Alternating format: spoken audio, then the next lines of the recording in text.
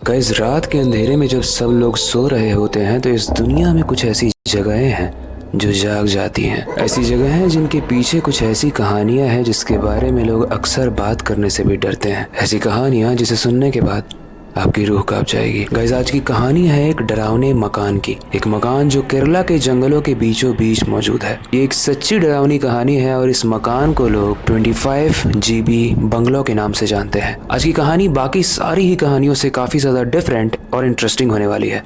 And कहानी में हम जैसे जैसे आगे बढ़ेंगे काफी ट्विस्ट एंड टर्न्स भी आएंगे और ये कहानी आपको काफी ज्यादा रिलेटेबल भी लगने वाली है। आज की कहानी है दो दोस्तों की, अरुण एंड समीर। गाइस, अरुण और समीर बहुत ही अच्छे दोस्त थे। ये अक्सर बाहर घूमने जाया करते थे और ये दोनों तिरुवनंतपुरम से अपनी बाइक उठाकर एक प्लान बनाते हैं। एक प्लान जिसमें वो जंगलों से गुजरेंगे और केरला में एक जगह है बोनाकाड, वहाँ के वाटरफॉल्स को एंजॉय करेंगे। गाइस, जहाँ रात में हम जैसे नॉर्मल लोगों को जंगल में जाना डरावना लगता है, वहीं पर अरुण और समीर को ये काफी इंटरेस्टिंग लगता था। इसीलिए इस एडवेंचर को पूरा करने के लिए वो लोग रात में निकलते हैं और रास्ते में आई एक छोटी सी दुकान पर अपनी बाइक को जाकर रोक देते हैं। जिस दुकान पर उन्होंने अपनी बाइक रोकी थी वो चाय वाली दुकान थी और वो चाय वाला उनसे पूछता भी है कि भैया आप जा कहाँ रहे हो, क्योंकि यहाँ जितने भी लोग आते हैं वो तो सब चाय पीते हैं और निकल जाते हैं आगे, लेकिन आप तो यहाँ बाइक खड़ी कर रहे हो। इसके जवाब में अरुण और समीर बोलते हैं कि भैया हमको रात में एडवेंचर करने का बहुत शौक है, इसलिए हम जंगल में थोड़ा सा एक्सप्लोर करने आए हैं। ये सुनने के बाद मनो चाय वाले के चेहरे की रंगत ही उड़ गई।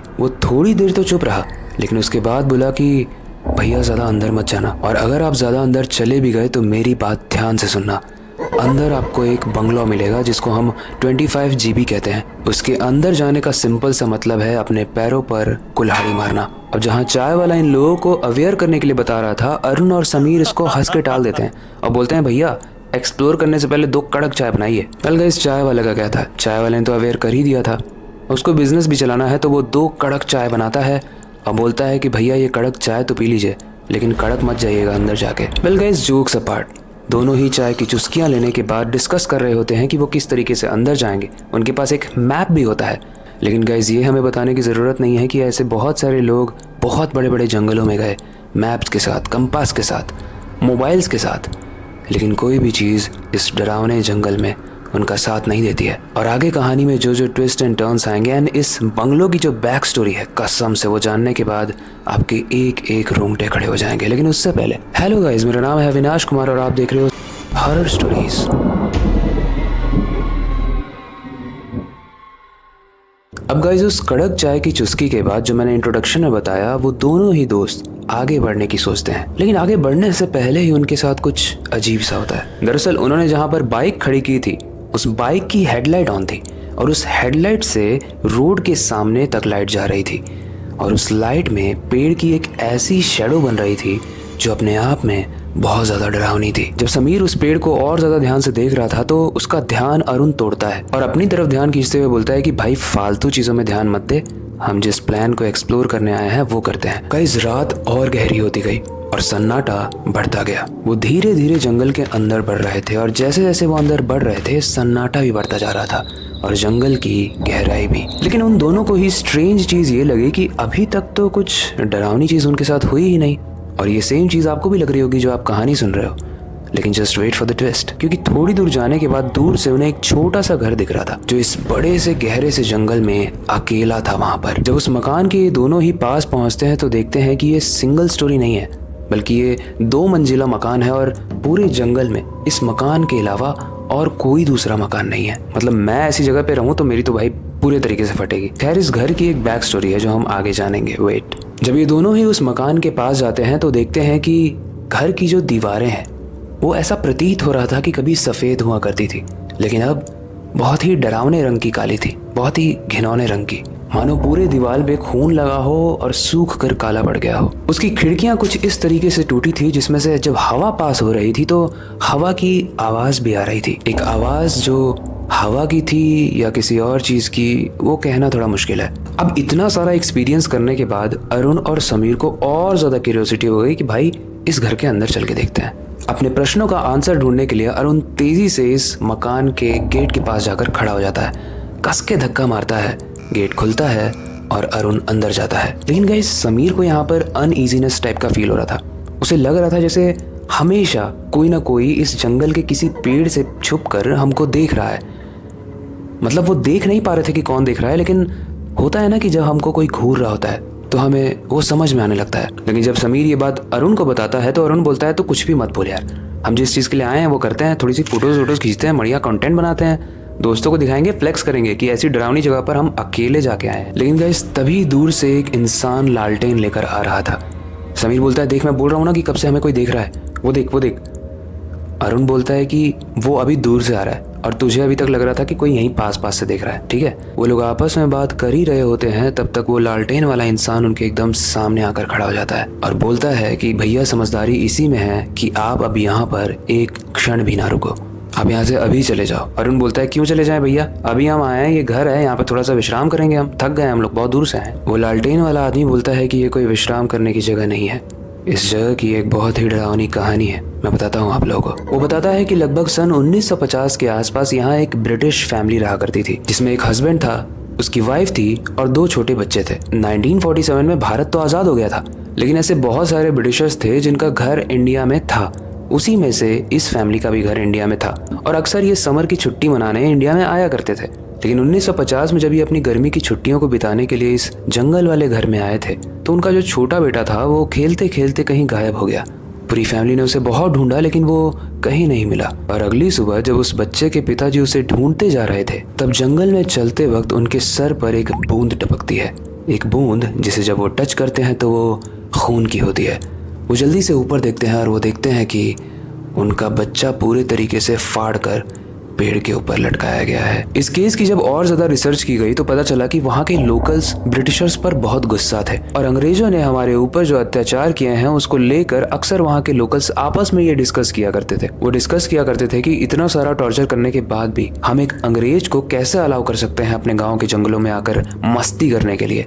इसीलिए उनमें से कुछ लोगों ने उसके बच्चों को मार दिया ताकि वो डर के अब यहाँ पर आना बंद करें। गाइस ऐसा माना जाता है कि वो फैमिली तो दोबारा यहाँ पर कभी नहीं आई, लेकिन वो जो बच्चा इन्होंने मारा था वो यहीं रह गया और वो आज भी उन जंगलों में जो भी आता है उसको हॉन्ट करता है, उसको डराता है और वैसे ही फाड़ कर पेड़ पर लटका देता है। ये कहानी सुनने के बाद अरुण और समीर दोनों ही चुप हो गए।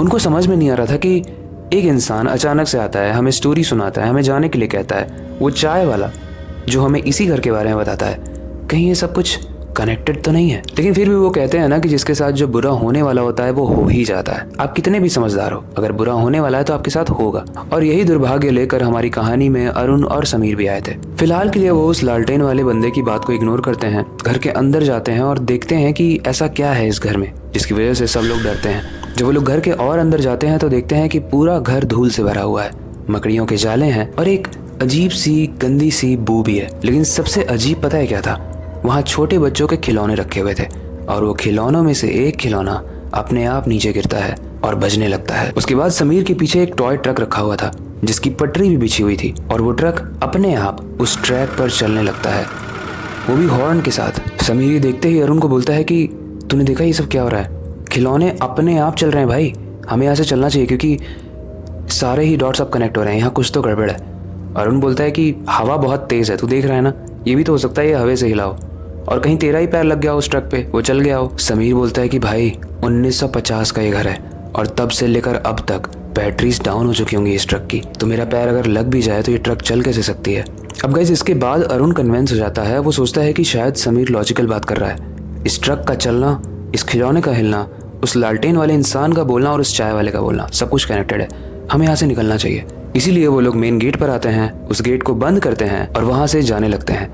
जाते हुए समीर और अरुण दोनों ही एक आखिरी बार उस घर को देख रहे हैं और जब वो उस घर को देख रहे हैं तो वो देखते हैं कि उस टूटी हुई खिड़की से एक छोटा सा बच्चा झांक रहा है, एक बच्चा जो बहुत ही डरावना दिख रहा है। ये देखने के बाद समीर और अरुण दोनों के ही रोंगटे खड़े हो जाते हैं, वो कस के वहां से भागने लगते हैं। वो भागते भागते मेन रोड पर आते हैं और वो देखते हैं कि वहां पर उनकी बाइक लगी हुई है, लेकिन वो चाय वाला जिनसे उन्होंने चाय पी थी वो वहां पर खड़ा नहीं है और उस दुकान में एक भी बिस्किट के पैकेट्स, चाय के पैकेट्स कुछ भी नहीं है, मानो वो दुकान सालों पहले बंद हो चुकी हो। समीर आकर अच्छे से ताक झांक करता है दुकान के अंदर, लेकिन वहाँ कोई ऐसा निशान ही नहीं था जो बता पाए कि अभी थोड़ी देर पहले यहाँ पर चाय बनी हो। तो क्या इसका मतलब है कि वो चाय वाला कभी था ही नहीं वहाँ पे और वो बच्चा ही था जो उस चाय वाले का रूप लेके आया था। इन लोगों को अवेयर करने के लिए कि तुम मेरे पास मत आओ। लेकिन गाइस स्ट्रेंज चीज़ ये है कि जो बच्चा वहाँ पर आने वाले हर लोकल को फाड़ देता है, मार देता है, उसने इस समीर और अरुण को क्यों छोड़ा? जहाँ तक मुझे लगता है ये लोग यहाँ के लोकल्स नहीं थे और ये वो लोग नहीं हैं जिन्होंने अंग्रेजों की फैमिली के साथ कुछ बुरा किया हो सकता है इस वजह से उस बच्चे ने इन लोगों को छोड़ा।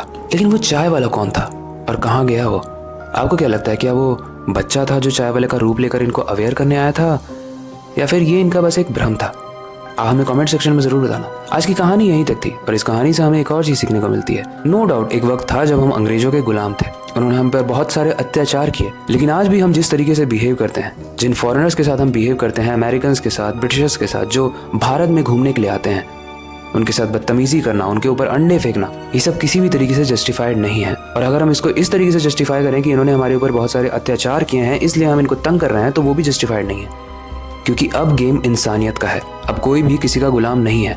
एक वक्त था बट अब ये वक्त है और इस चीज़ में हमें हर इंसान की रिस्पेक्ट करनी चाहिए। हमें अपनी हिस्ट्री को नहीं भूलना चाहिए बल्कि हिस्ट्री से सीखना चाहिए, लेकिन हमें इंसानियत भी नहीं भूलनी चाहिए, क्योंकि जो काम आपके साथ किसी ने किया है वो सेम काम अगर आप करोगे तो आप में और उसमें फ़र्क क्या रह जाएगा। बाकी आई होप आज की कहानी आपको अच्छी लगी होगी। ऐसी और कहानियों के लिए इस पेज को फॉलो जरूर कर लेना और आगे आने वाली स्टोरीज को मिस मत करना, क्योंकि और ज़्यादा इंटरेस्ट बढ़ने वाला है। बाकी हमेशा की तरह वक्त आ चुका है इस स्टोरी का एंड करने का और नई सुपर इंटरेस्टिंग और डरावनी स्टोरी पर काम शुरू करने का। लेकिन जाने से पहले मैं हमेशा की तरह एक ही चीज़ कहना चाहूँगा, अपनी क्यूरियोसिटी को डाई मत होने देना, नई चीज़ें सीखते रहना।